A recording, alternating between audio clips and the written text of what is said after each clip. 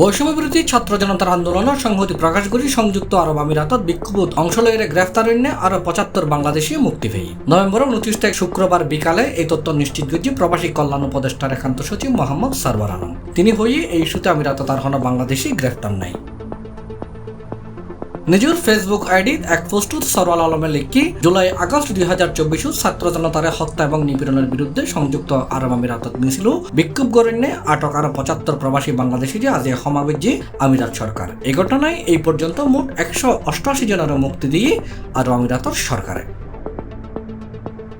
এর আগে গত সেপ্টেম্বরের ৩ তারিখ এক ব্রিফিং অনুযায়ী প্রধান উপদেষ্টা প্রেস সচিব শফিকুল আলমে জানাই আগস্টের ২৮ তারিখ প্রধান উপদেষ্টার লয় টেলিফোনে হতই সংযুক্ত আরব আমিরাতর প্রেসিডেন্টর।